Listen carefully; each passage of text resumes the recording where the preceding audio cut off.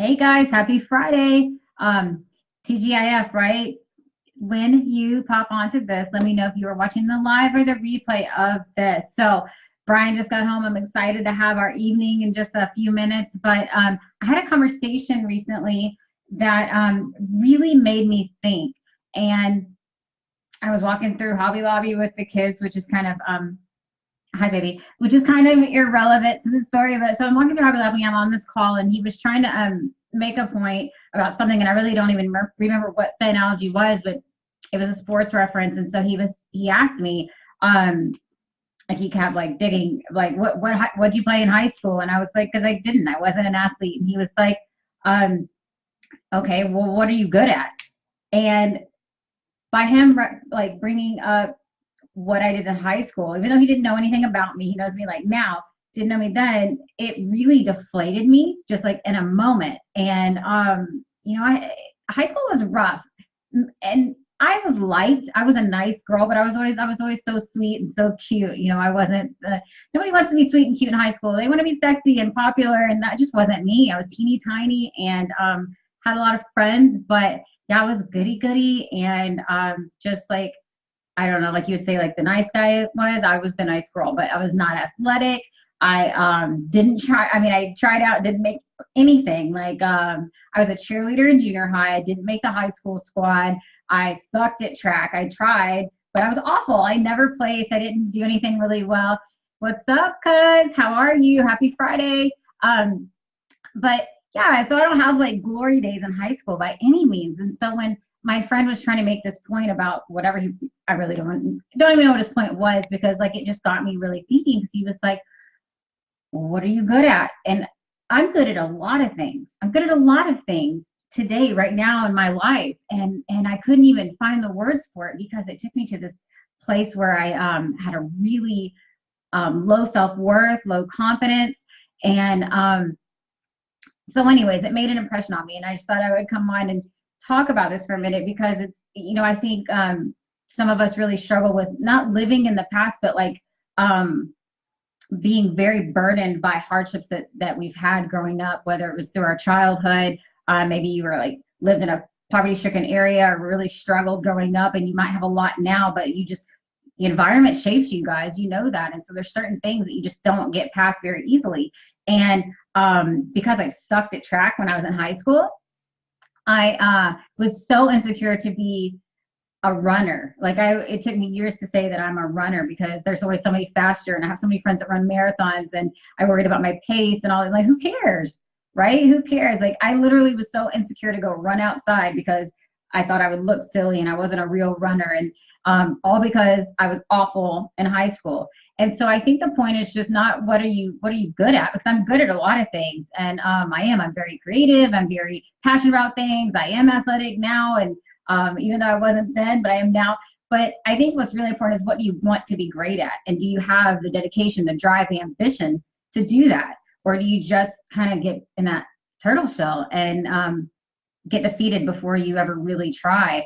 And so we should all be very bold about what we're good at, but always be striving to be great at something. So really quick, drop in the comments right now, what is something that you are very proud of, that you're very good at? So I want to see what you guys have to say for that.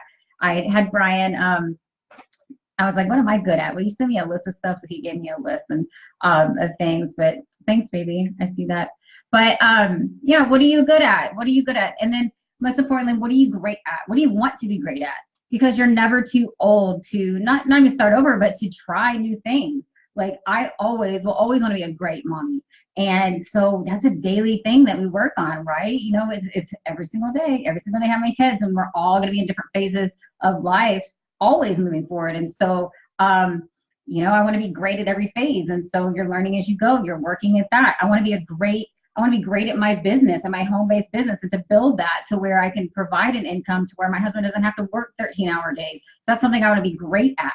I'm not there yet, but I'm getting there. I'm putting myself out there and making myself vulnerable, because if I just like felt that I couldn't and was super deflated and would just give up, then you know what? My husband's gonna have to work his ass off for the next, I don't know, baby, how many, 35 more years, and be so drained that we won't even get to enjoy life together. Like, that sucks. So I want to be great at building my business.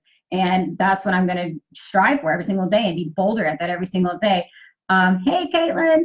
But yeah, nobody's telling me what are you great at. I'm just so curious, like, because people I think are really they compare each other. We compare each other, ourselves to each other. And, you know, it's like I was talking to Brian about this earlier.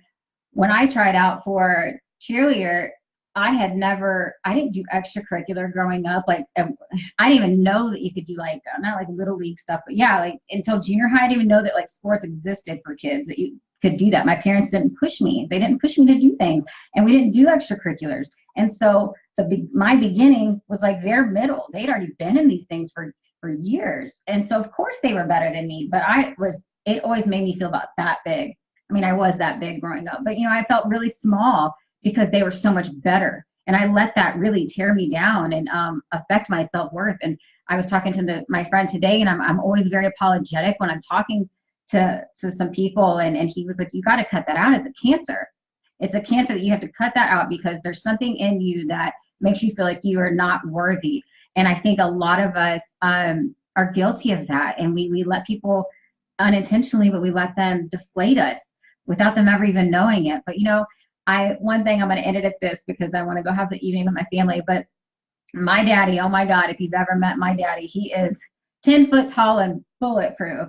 It doesn't matter that he is this redneck with a big beer belly and a hot mess of a man, but he is just, I love him because he is so sure of who he is, almost to an arrogant sense, but he is unapologetically himself. And that has always stood out to me because nobody intimidates him.